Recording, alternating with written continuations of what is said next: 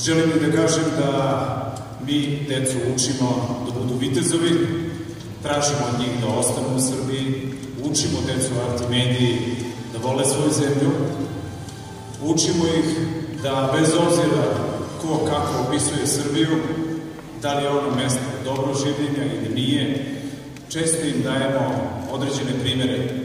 Ptice ne gledaju da li je grana trula, jer ptice imaju svoje krila. Naša deca i naši učenici imaju krila i imaju znanje.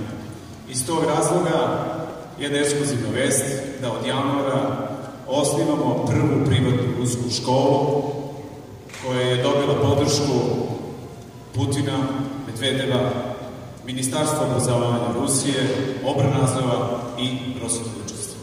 Nadam se da će biti novih vitezova i da stvaramo jednu novu generaciju koja će više ceniti i voliti svoju zemlju i truditi se da ostane u njoj.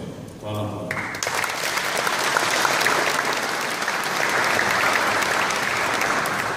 Časni oče, vaše ekscelencije, braćo i sestre, videli ste u ovom snimku malo pre da smo drugi dan bili u nešto intimnijem prostoru u Barutani, u Donjem gradu, i imali smo prilike u toj, ajde da kažemo, bližoj atmosferi da čujemo i neke komentare.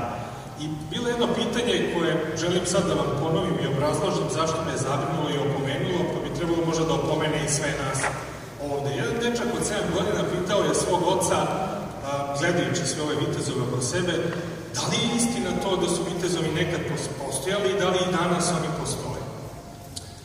Razlog detetove sumnje u tako nešto je bilo što dete nije imalo priliku da sluša od svog oca, od svog dede, priče o vitezovima poput Miloša Obilića, Lazara, despota Stefana, pa ih je stavio u ravan sa Bananamenom, Supermenom i Batmanom. Da ne bi došli u tu poziciju da naša deca veruju u viteštvo kao u neku priču iz bajke ili iz crtanih filmova, pričajte im o tome, ovo je za roditelja, ali i za bake i deke, pričajte im kako bi znali da potiču iz jednog viteškog naroda. Pa ovo pitanje postavljeno ovako, da li su vitezovi postojali i danas postoje, u prevodu bi mogla znači i da li Srbija postoji i da li je postojala. Nemojte da to pitanje postavljamo se. Hvala.